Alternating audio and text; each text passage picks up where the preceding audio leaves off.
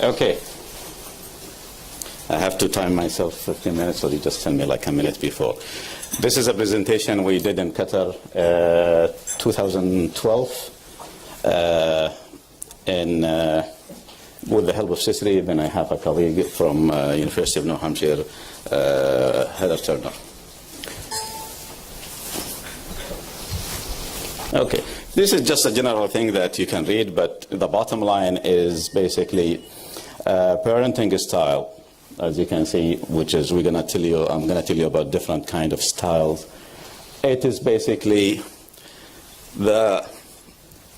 can be the most problematic parent issues that kids gonna face, and there are multiple studies that basically link parenting, styles, approach, discipline to problems among children.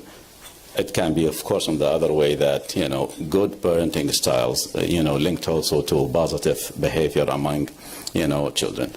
There are multiple scales, indices, what have you, that been, developed to measure different dimension aspects of parenting: warmth, inconsistency, punishment, etc., etc. In this study, we collected data, national representative data from 316 Qatari citizens who have children between the age of 4 and 12. We try to split the data between boys and girls, meaning that parents will have boys 50% and then 50% will have girls, and from also fathers and mothers 50-50. So we can make that consistent throughout the studies.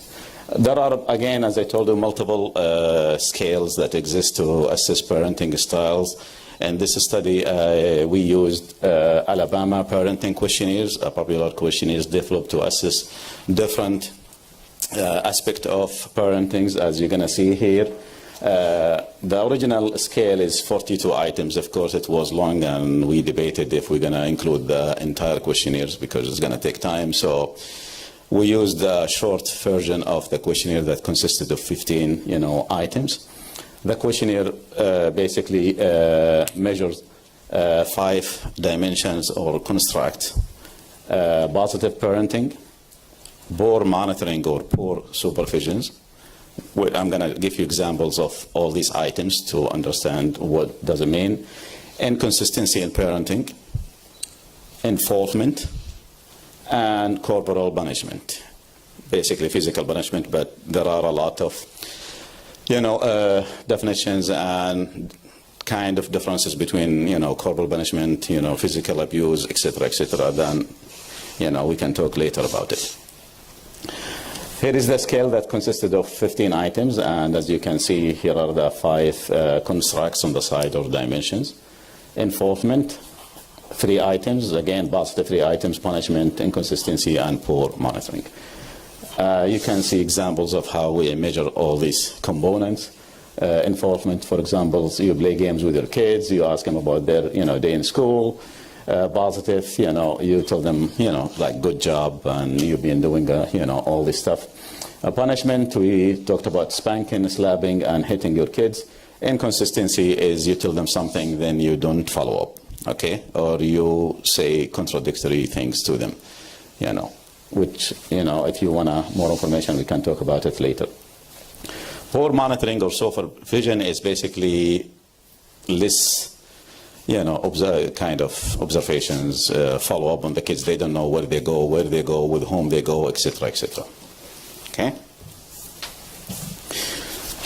This is the parenting styles, like 3 dimensions. Then we try to figure out if parenting styles and which dimensions will be correlated with what we call it conduct problems, like antisocial behavior. We did not use multiple measures, different measures, the full strength and difficulties questionnaires, rather than, as I told you, because of the space, that was available for us to do the study. So we got subscale from the strength and difficulty questionnaires and 5, items, the original 125 items. We just picked up conduct problems. And as you can see down there, 5 items, just asking about the behavior of the children, again, from 4 to 12. if they lie, if they bully other kids, if they, fight with other kids. In the literature of, parenting, we know that different kind of parenting styles, approaches linked to behaviors, issues, antisocial behavior, aggressions, etc., among, children. This is just a background of the sample. 168 fathers and 148 mothers. Their age, the mother's average age is 40. The father's basically was, 43. You can see the educational attainment and the income divided. We used just those who basically made 30,000 and above, and 30,000 or 29,999 and less as two categories in terms of income. Since the scale, it was the first to be, used in the region as well as in, of course, including Qatar. We did some reliability check on these 5 dimensions using Cronbach alpha to assess the consistency. Enforcement was 0.64, which is not bad for the first, study to do this. Positive, 0.55. Punishment, 0.67. Inconsistency in behavior, talking about parents' behavior, 0.62. And finally, monitoring. We have 3 items again. We had issue with 1 item that lowered the reliability for our scale, so we dropped it to increase the reliability to 0.52. As for the conduct problems, we again, had 5 items. We had an issue with the obedient, item. We dropped it to increase the reliability to 0.57. So probably the way we asked the question, probably the way, the participant looked at the item.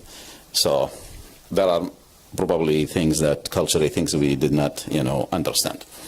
Okay, let's go to the result. And the result, by the way, is consistent with almost what we know all around the world, which is, comforting to know that, the scale we used as well as the finding is not far-fetched from what we know in other countries in the world, including, United States. So what we found is positive parenting as well as involvement. Now, I don't know if you remember the items. They are, correlated 0.28, meaning that parents who tend to, practice positive parenting, they also tend to be involved with their parents, which, expected and makes sense. Corporal punishment, hitting, slapping, kicking, all this stuff, connected with poor supervisions. You don't know where your kids go. You don't know where, with whom they go. They don't tell you where they are going. Now, keep in mind, we're talking about cross-sectional studies because we're going to have an issue with causation. Which one is causing which? Is it, because you hit your children, then they leave without telling you, or because they leave, and then you start hitting them more? I don't know. So that's an issue we have because, we're conducting cross-sectional studies. And I'm going to talk a little bit probably later. Those who punish their kids, kick, slap, hit, they tend also to be inconsistent in their parenting styles. They tell them something, then they change their mind. They do something, then they don't follow up. So the kids are confused, basically. They don't know what the hell is going on. Then you go punish them because they did not do, or they did not follow what you said, because you are yourself not consistent. So create that confusion. And maybe we'll talk later about all these things. Studies after studies, meta-analytical studies found that, kids who go through all this punishment, inconsistency, more punishment than inconsistency, they have a lot of, antisocial behavior. Okay, from aggressions, from low self-esteem, from you name it. And they did a lot of studies, not just cross-sectional, longitudinal. They found the same thing after 8 years. They found the same thing after 15, 20 years. That shows later in life what happened if you keep doing that physical punishment for your kids. There are some debates also on cultural differences. That's, we're going to leave it later. It might be more harmful in one culture, but not in others. I don't know. Now we go to the context problems. Our dependent variable. And here is basically stealing or, bullying other kids or fighting with other kids, cheating, lying, etc. So we found that, punishing their kids is associated with conduct problems, which is, makes sense, right? Either because, again, similar to the idea of, poor supervisions, is you punish them because they misbehave, or because when they misbehave, you punish them. I don't know, but at least they go together, okay? Another interesting thing, also inconsistency, related to conduct problem. So by now, you know that there are two bad parenting, approaches: inconsistency and punishment. That should not be done because of the impact on children. And as I said, this is, well known everywhere. Well, we'll talk about this later anyhow, because we have 15 minutes. Okay, then you can ask. When we looked at, we still get, oh, wonderful. Looked at the income, and we looked at the parents who, made 30,000 above for those lists. And we know that also from a lot of studies that basically low-income families tend to practice more physical punishment with their kids. And we can talk about this later. I'll tell you an example of our studies also in the United States about these things. Well, expected that mother to be more involved with their children, because they spend most of the time with their kids comparing to their father, so they are more involved, and you will see kind of an interesting things. More mothers than fathers also report positive parenting. Again, these two components, they go together. Okay. Also, mothers reported punishing their children more, which is interesting. It might be other dimension that probably fathers, when they punish harsher. But women or mothers tend to be more because they are more involved with the kids. They know what's going on. They ask them what's going on, where you went, where you came, whatever. The fathers probably, like, I don't know, we talked about yesterday, they are absent, conducting business, or I don't know, where do they go. So the mother's more, involved, then most likely they monitor their kids, then most likely they're gonna, punish them.